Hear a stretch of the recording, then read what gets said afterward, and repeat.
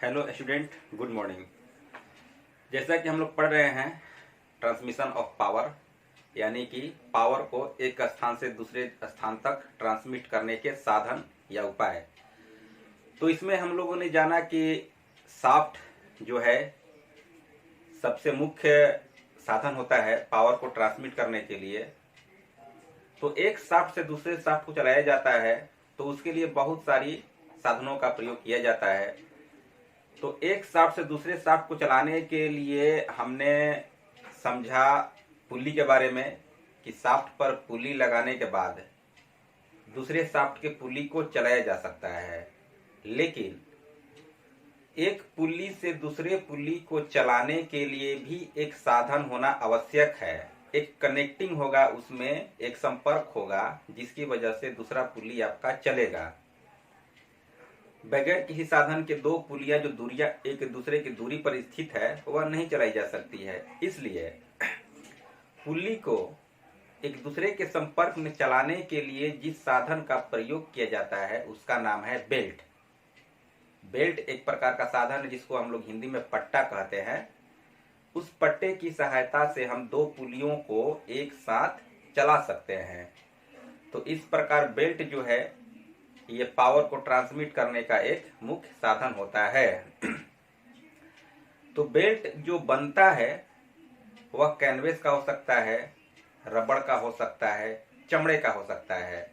तो इस प्रकार जो बेल्ट है वह पुल्ली के फेस के संपर्क में होता है और दूसरे पुल्ली को चलाता है।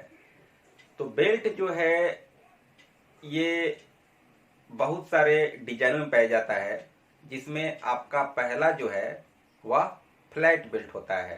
फ्लैट के नाम से ही पता चल रहा है कि इसका जो क्रॉस सेक्शन होगा वह आयताकार होगा।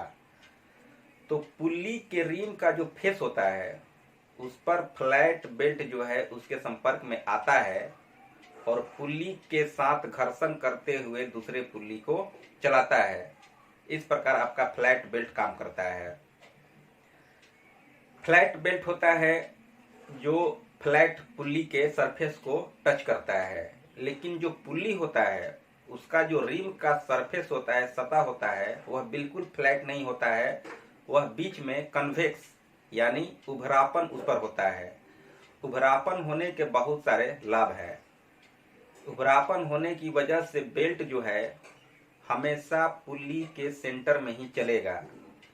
जिस प्रकार मशीन को चलाया जाता है तो कभी कभी अत्यधिक लोड होने के कारण पुल्ली के स्पीड पर प्रभाव पड़ता है, जिसकी वजह से बेल्ट स्लिप भी करता है। तो उस स्लिप को रोकने के लिए रेजिन पाउडर का इस्तेमाल करते हैं। और सबसे जो महत्वपूर्ण बात है वह यह है कि पुल्ली का जो फेस है वह थोड़ा सा कन्वेक्स के रूप में बनाया जाता है, जिससे कि आपका जो बेल्ट है वह स्लिप ना करे। कन्वेक्स का आप अर्थ समझ रहे हैं, बीच का उभरा हुआ थोड़ा सा उठा हुआ भाग होता है। पुल्ली गोल होता है, उसका जो ऊपरी रिम होता है वह भी गोल होता है, लेकिन सेंटर में क्या है कि थोड़ा सा उभरापन होगा, जिस वजह से आपका जो बेल्ट है वह हमेशा सेंटर में ही चलेगा। तो आपका सबसे पहला नाम क्या है? We belt. वी बेल्ट का प्रयोग करते हैं फ्लैट पुल्ली के सरफेस पर। दूसरा जो है उसका नाम है वी बेल्ट। फ्लैट बेल्ट हो गया नंबर 2। नंबर 1 यहाँ बताते हैं आपको। नंबर 1 जो है वह है flat belt, FLAT, flat belt. इसका प्रयोग करते हैं पुल्ली के फ्लैट सरफेस पर। अगर पुल्ली बिल्कुल समतल है उस पर हम फ्लैट बेल्ट का प्रयोग करते हैं। नंबर 2 है वी बेल्ट। वी बेल्ट जिस पुल्ली पर चलाया जाएगा उस पुल्ली का जो डिजाइन है, यानी कि उसका जो रिम है, ऊपरी भाग जिस पर बेल्ट चलता है, उसका आकार ग्रुप में बना होता है। ग्रुप अर्थात वी आकार का ग्रुप होगा, उसमें वी आकार का ग्रुप होता है। तो इस पुल्ली में आपका जो है ये वी बेल्ट चलता है।